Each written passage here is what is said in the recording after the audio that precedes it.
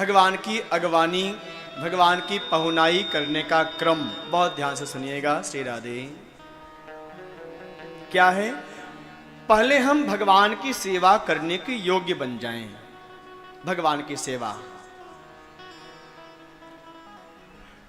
उसके लिए आवश्यक है तिलक हमारे मस्तक पर अवश्य होना चाहिए।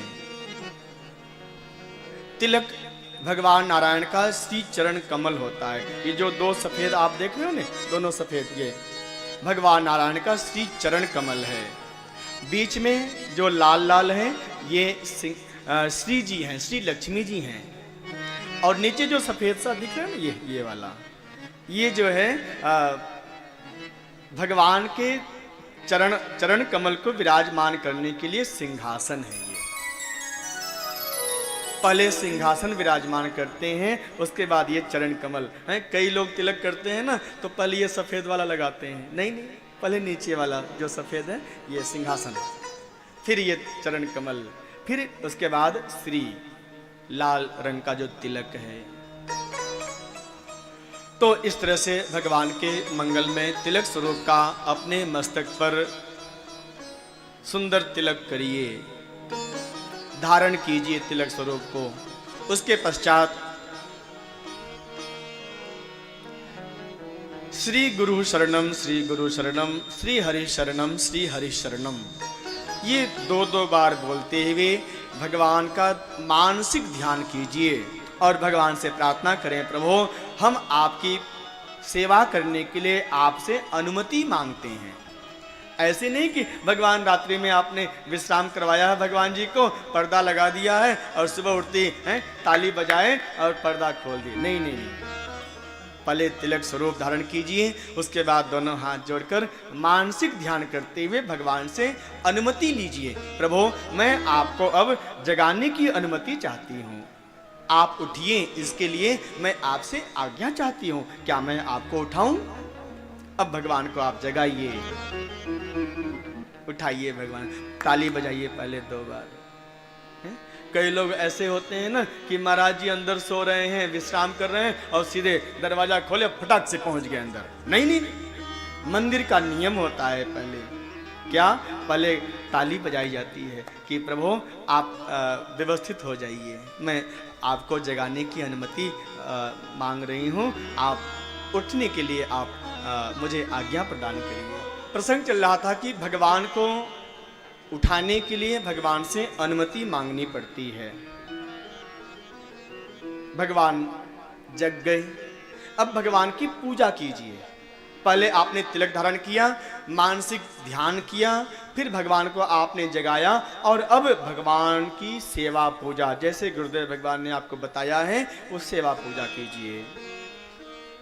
पूजन क्रम ध्यान दीजिएगा, तिलक, मानसिक ध्यान, जिसको हम गुरु चरण कमलों का ध्यान भी कहते हैं, फिर पूजन, उसके पश्चात नाम सुमिरन, जो आपको नाम बताया गया है, गुरु मंत्र बताया गया है, उस मंत्र का कम से कम 8 माला, जितना आपके गुरुदेव भगवान ने बताया है।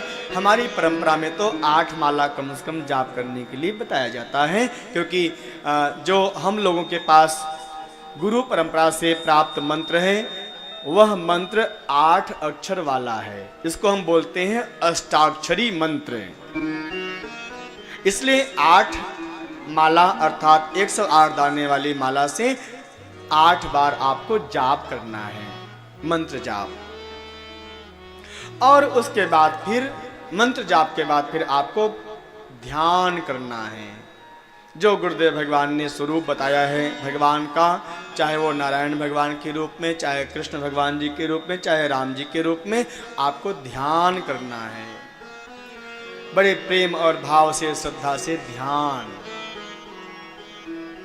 भगवान का ध्यान ही हमारे पूजन का, हमारे नाम जप का मुख्य उद्देश्य है, प्रमुख उद्देश्य है। नवधा भक्ति का अपने जीवन में प्रवेश करवाएं। यदि आप भगवान के मंगलमय स्वरूप का ध्यान अंतिम बेला में चाहते हो तो नवधा भक्ति अपने जीवन में लाओ।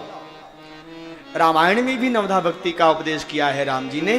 पहले तिलक, फिर पूजन, फिर नाम जप, उसके बाद फिर ध्यान, और उसके पश्चात फिर जो भी आप पाठ करते हो वो पाठ करके फिर जो है उसके बाद फिर आरती करना है। पूजन और आरती के बीच में आपको नाम जप भी करना है, ध्यान भी करना है और पाठ भी करना है। और जब आरती कर लो तो उसके बाद फिर प्रार्थना, प्रार्थना आरती की बात करना है। तो ये भगवान के